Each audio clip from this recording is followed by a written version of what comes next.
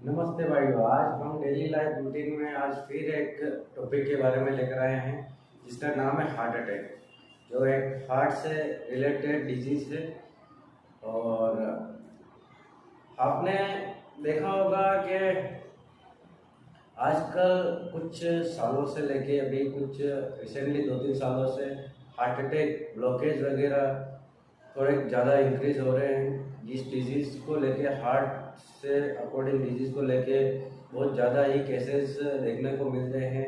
इसलिए आज मैं हार्ट अटैक और के बारे में लेकर आया हूँ और इसके रिस्क फैक्टर के किस किस कारण से होते हैं, क्या क्या सिम्टम दिखते हैं इसमें, और इसका ट्रीटमेंट क्या होता है, और ये कैसे फैलता है और कैसे होता है हार्ट अटैक।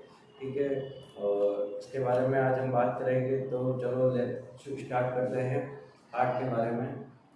हार्ट अटैक एक ऐसी डिजीज़ है जो हार्ट के ब्लॉकेज वगैरह, कोरोनरी आर्टरी में ब्लॉकेज और हार्ट अटैक, हार्ट का वर्क करना एकदम रुक जाता है, हार्ट फेलियर जैसी कंडीशन हो जाती है। जैसे कि आपके धीरे धीरे कोलेस्ट्रॉल लेवल शरीर में इंक्रीज होता है, धीरे धीरे आप कोरोनरी आर्टरी में कोलेस्ट्रॉल लेवल का इंक्रीज होना ब्लॉकेज वगैरह के कारण बनते हैं।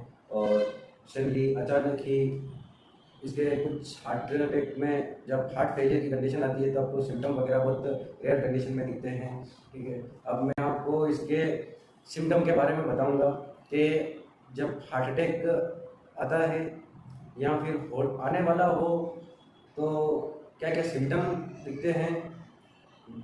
जैसे कि आपके चेस्ट पेन होना, सांस ब्रीदिंग में डिफ़िकल्टी, सांस लेने में दिक्कत आना, अपर चेस्ट में और बैक साइड में पेन होना, गैस का इंक्रीज होना, ठीक है, वोमिटिंग नोजिया जैसी कंडीशन भी दिखती है।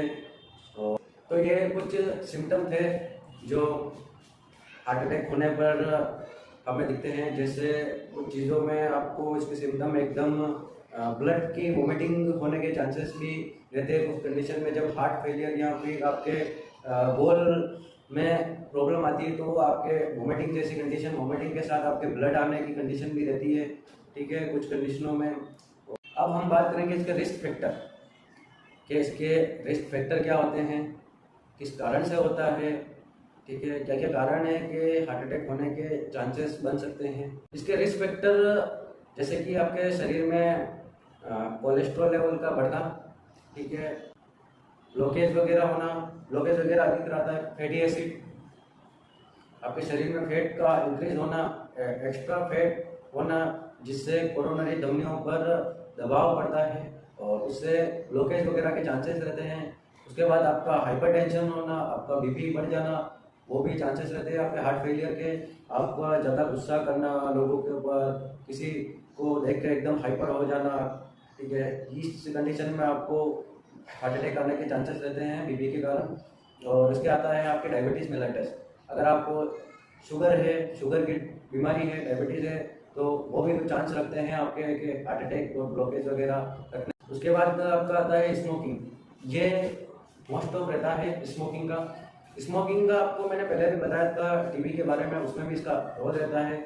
स्मोकिंग से आपके शरीर में कोलेस्ट्रॉल लेवल बढ़ता है, स्मोकिंग से आपके हार्ट के, आपके लंग्स इफेक्ट होते हैं, ऑक्सीजन का लेवल कम होता है, ठीक है, ऑक्सीजन का लेवल कम होता है, सांस लेने में दिक्कत रहती है और हार्ट में एक भारीपन लगता है, ठीक है।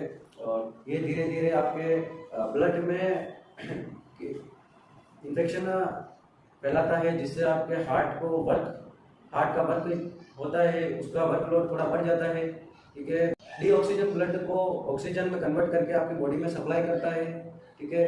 तो वो डीऑक्सीजन ब्लड अगर उसमें और इन्फेक्शन, जैसे आप स्मोकिंग करते हुए नार्कोटिक ड्रग्स जिसमें होती है, नार्कोटिक का आता है स्मोकिंग में, वो चीज़ आपके ब्लड में इफेक्ट करेगी, उससे हार्ट का वर्क बढ़ेगा। हार्ट का वर्क बढ़ेगा तो हार्ट को वो और भी एनर्जी की जरूरत पड़ेगी, जिसमें अगर हार्ट एक टाइम ऐसा आएगा कि वो, अब जैसे कि हम खुद भी काम करते हैं तो थक जाते हैं, वैसे ही हार्ट को भी अगर हेवी वर्कलोड होगा तो उसका काम करने का थोड़ा ज़्यादा इफेक्ट पड़ेगा, जिससे उसको फेलियर होने के चांसेस रहते हैं, हार्ट के फेलियर होने के चांसेस रहते हैं। उसके बाद आता है आपके इस फैमिली हिस्ट्री का भी, अगर आपकी फैमिली में किसी को हार्ट अटैक आया है या ब्लॉकेज वगैरह के चांसेस थे आए हैं, तो वो भी एक तरह के आपके रिस्क फैक्टर में काउंट होता है कि आपको आने वाले समय में आपके भी हार्ट अटैक होने के कुछ चांसेस होते हैं कि आपकी फैमिली में हुआ तो बाई चांस आपको भी होने के जैसे चांसेस रहते हैं। ये बहुत कम रहता है रिस्क फैक्टर, लेकिन कुछ कंडीशनों में ऐसा होने के चांसेस होते हैं कि फैमिली हिस्ट्री भी इसमें। उसके बाद आता है आपके स्ट्रेस। आपका स्ट्रेस में आपको मैं बताता हूँ कि जैसे कि आपके काम का वर्कलोड, आपका ऑफिस वर्कलोड, आपका फैमिली का लोड, ठीक है, आपको किसी काम में नहीं होने का स्ट्रेस, ठीक है, किसी भी बात को लेकर, फैमिली में किसी बात को लेकर, बाहर आपके ऑफिस वर्क में बात को लेकर, आपके फ्रेंड सर्कल में किसी बात को लेकर, अगर आप कुछ ज़्यादा ही अगर स्ट्रेस रखते हैं उस बात के अकॉर्डिंग, तो आपके ब्लॉकेज वगैरह और हार्ट फेलियर जैसी कंडीशन आती है। जैसे एकदम किसी अचानक किसी हादसे का होना आपके सामने, उससे भी आपका हार्ट फेलियर जैसी कंडीशन के चांसेस होते हैं। इसलिए आप स्ट्रेस को थोड़ा कम रखें। इसके बचाव के कारण कैसे हम इसका ट्रीटमेंट कर सकें, कैसे हम बचा सकें, ठीक है। मोस्ट ऑफ हमारे चैनल में डेली लाइफ रूटीन, इस चैनल में आपकी लाइफ स्टाइल अगर उसको मॉडिफाई किया जाए, आपकी सेडेंटरी लाइफ स्टाइल को अगर मॉडिफाई किया जाए, तो ये कुछ ब्लॉकेज वगैरह के चांसेस, हार्ट फेलियर के चांसेस, हार्ट को अकॉर्डिंग लेकर हार्ट अटैक जैसी कंडीशन को हम कम या बिल्कुल ही ख़त्म कर सकते हैं। जैसे कि आपका खाने पीने का मेन मोटिव रहता है आपके, आप क्या खाते हो, आप खाना कैसा खाते हो, ठीक है। ऑयली फूड को आपके एक एज होती है 35 से 40 के बाद, ठीक है। 35 या 30 के बाद आप 30 से 35 साल के बाद आपको ऑयली फूड एवं शुगर लेवल डायबिटीज़ जैसी कंडीशन होने से बचें। आप शुगर को थोड़ा कम कर दें, मीठे खाना थोड़ा कम करें, आप ऑयली चीज़ें अवॉइड करें, ऑयली चीज़ें बाहर के जंक फूड वगैरह, ठीक है। घर में सब्जी में ऑयल का थोड़ा कम यूज़ करें और ऑयली चीज़ें को अवॉइड करें और एक अच्छा और भोजन करें, ठीक है। उसके बाद आप थोड़ा स्ट्रेस को भी कम करें, अपने काम को लेकर थोड़ा स्ट्रेस कम रखें, हर एक चीज़ से थोड़ा हाइपर टेंशन, आपको कोई भी अगर गुस्सा दिला रहा है या किसी बात को लेकर आपको गुस्सा आ रहा है, या किसी ने आपके बहुत से बड़े होते हैं 40-50 साल के जो कि अपने बच्चों पर थोड़ा गुस्सा दिखाते हैं, तो थोड़ा आप उस पर कंट्रोल रखें। कोई गलती हुई है तो उसको एक बार सुने और उसका समाधान ढूंढे, ना कि गुस्सा करके आपका ही नुकसान करे, आपका ब्लड प्रेशर हाई करे। ये उस चीज़ पर आपको ध्यान देना चाहिए। उसके बाद आपके फैटी लिवर को नॉर्मल रखना चाहिए, आपको व्यायाम करना चाहिए, डेली रूटीन में वॉकिंग करनी चाहिए। आपको नॉर्मल अगर आप जिम वगैरह लिए जा सके तो आप डेली घर पे ही खाना खाने के बाद 10-15 मिनट, आधा घंटा आप टहल के आए शाम को, और अच्छा रूटीन रखें अपना, सुबह का जल्दी उठना, ठीक है, आपका डेली रूटीन का जो काम है वो करना और व्यायाम करना, ठीक है, खाना। ये कुछ चीज़ें हैं जो आपकी लाइफ के स्टाइल को मॉडिफाई करके आप हार्ट अटैक और ब्लॉकेज की कंडीशन को कम कर सकते हैं और इसको बिल्कुल ख़त्म भी कर सकते हैं। अगर आपकी लाइफ स्टाइल अगर सही होगी, आपका डेली रूटीन सही होगा, ठीक है, आपका खाना पीना सही होगा, ठीक है, तो आपका ये ऐसी कंडीशन होने के चांसेस बहुत ही ख़त्म, ये काम हो ही ना ऐसे चांसेस भी। ट्रीटमेंट, मेडिकल ट्रीटमेंट, और ये तो मैंने बताया था आपको कि डेली लाइफ रूटीन को मॉडिफाई करके आप हार्ट अटैक और ब्लॉकेज को कैसे कम कर सकते हैं। अब ट्रीटमेंट में हम चलेंगे मेडिकल ट्रीटमेंट और उसके बाद सर्जिकल ट्रीटमेंट। मेडिकल ट्रीटमेंट में आपको टेबलेट दी जाती है जो डॉक्टर के अकॉर्डिंग ही प्रिस्क्राइब होती है। डॉक्टर हार्ट के जो स्पेशलिस्ट होते हैं वही इन टेबलेटों को प्रिस्क्राइब करने की अथॉरिटी रखते हैं, ना कि आप खुद अपने सेल्फ इन टेबलेटों का यूज़ करें। ये गलती आपके लिए बहुत भारी हो सकती है, इसलिए आप डॉक्टर के एडवाइस में ही मेडिसिन का यूज़ करें। और मैं आपको ये मेडिसिन की जानकारी इसलिए देना चाहता हूँ कि आपको ध्यान रहे कि आपकी हार्ट अटैक में आपको कौन सी टेबलेट चलती है, ठीक है, कौन सी टेबलेट क्या वर्क करती है हमारे शरीर पर। टेबलेट में आपको दी जाती है मॉर्फिन जो आपके चेस्ट पेन को कम करती है। उसके बाद आपको एस्प्रिन दी जाती है, ठीक है, जो आपके प्लेटलेट्स को कम करती है, प्लेटलेट्स को बढ़ने नहीं देती है ताकि आपके ब्लॉकेज वगैरह की कंडीशन कम हो जाए। उसके बाद आती है आपकी बीटा ब्लॉकर। बीटा ब्लॉकर आपके हार्ट के वर्कलोड को कम करती है।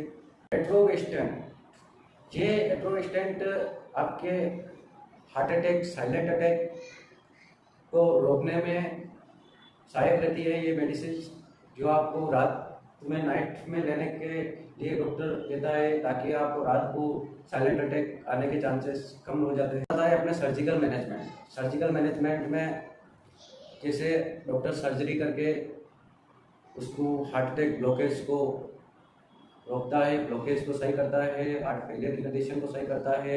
सर्जिकल कंडीशन में आपके आता है PCI, CABG, percutaneous coronary intervention. इसमें आपके आता है एंजियोप्लास्टिक प्लस स्टेंट प्लेसमेंट, जिसमें आपके डॉक्टर एंजियोप्लास्टिक करके एंजियोग्राफी करके पता लगाता है कि ब्लॉकेज किस कोरोनरी आर्टरी में आपके ब्लॉकेज है, हार्ट की किस जगह ब्लॉकेज है। एंजियोप्लास्टिक से एंजियोग्राफी से उसका पता लगा के फिर उसकी एंजियोप्लास्टिक की जाती है, उसमें स्टेंट डाली जाती है ताकि वो ब्लॉकेज हट जाए और दोबारा उस जगह पे ब्लॉकेज ना आए। CABG coronary artery bypass grafting, ठीक है।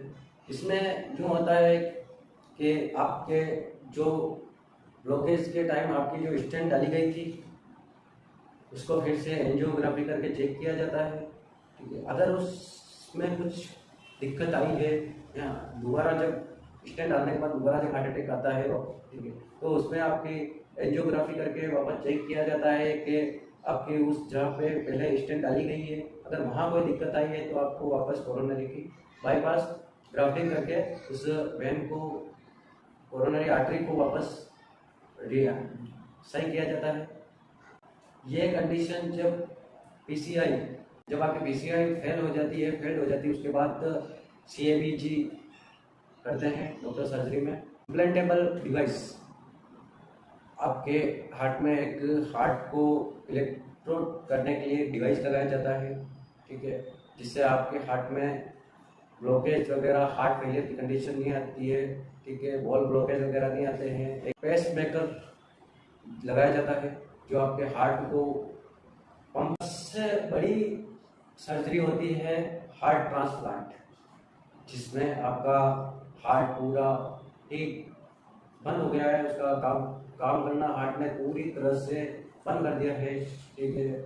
उस कंडीशन में अगर समय रहते हॉस्पिटल पहुंच गए या फिर डॉक्टर के पास बचाने के कुछ चांसेस रहते हैं कि इसको हार्ट पूरा काम करना बंद हो गया है, फिर भी इसको बचाया जा सकता है। वो हार्ट ट्रांसप्लांट के अकॉर्डिंग होता है, हार्ट ट्रांसप्लांट करते हैं, ठीक है। उससे फिर से वो जो पर्सन होता है, जो पेशेंट होता है, वो फिर से मूव करने लग जाता है, लाइफ में फिर से जीवित हो जाता है। उसमें उस कंडीशन में हार्ट ट्रांसप्लांट होता है जब हार्ट का पूरी तरह से काम करना बंद हो जाता है। ये जो था मैंने इसके बारे में, हार्ट अटैक के बारे में आपको जो जानकारी दी है, ठीक है, जो मेडिसिन की जानकारी दी है, कुछ मेडिसिन डॉक्टर की प्रिस्क्राइब के अकॉर्डिंग ही ली जाती है, और जो मैंने इसके साइड इफेक्ट, रिस्क फैक्टर किस किस कारण से होते थे, ठीक है, तो आप अपनी लाइफ को मॉडिफाई करके अटैक को आप रोक सकते हैं, ब्लॉकेज वगैरह को कम कर सकते हैं, बिल्कुल ही खत्म कर सकते हैं। छोटी सी जानकारी थी ये आपके लाइफ की बहुत ही इम्पोर्टेंट, क्योंकि कुछ और इसका एक सबसे बड़ा कारण ये भी था कि कुछ लोगों का मानना है कि भाई कोरोना के आने के बाद ब्लॉकेज वगैरह, हार्ट अटैक होने के चांसेस बहुत ज़्यादा बढ़ गए हैं, कोविड वैक्सीन के कारण ऐसे हो रहा है। हालांकि कोविड वैक्सीन के कुछ साइड इफेक्ट भी है, ठीक है, जैसे कि ब्लॉकेज वगैरह के आने के चांसेस भी रहते हैं, ठीक है, लेकिन वो बहुत रेयर कंडीशन में होता है। इतना ये नहीं रहता है कि आपके ब्लॉकेज वगैरह आपने वैक्सीन लगाई है तो आपके ब्लॉकेज वगैरह आएंगे ही, ऐसा कोई मोटिव नहीं रहता है, ठीक है। वैक्सीन हालांकि मैंने भी 2 डोज लगाए हैं, ठीक है, पूरा प्रॉपर डोज दिया हुआ है कोविड-19 का, लेकिन आपको आपकी लाइफ स्टाइल को अगर मॉडिफाई करोगे, आपका खाना पीना, ऑयली चीज़ें, बाहर के जंक फूड वगैरह, अगर ये चीज़ें आप एक अच्छा खाना, फल फूड वगैरह, अच्छा एक शरीर का रूटीन चेकअप आप करवाते रहें और आपकी लाइफ स्टाइल को मॉडिफाई करें, लाइफ स्टाइल को रूटीन करें, स्मोकिंग वगैरह को अवॉइड करें, ठीक है, नशे से दूर रहे, ठीक है, उससे आपके हार्ट अटैक और ब्लॉकेज होने के चांसेस बहुत ही रेयर रहते हैं, बहुत ही कम हो जाते हैं, ठीक है। तो आज हमने ये हार्ट अटैक के बारे में आज बात की। धन्यवाद।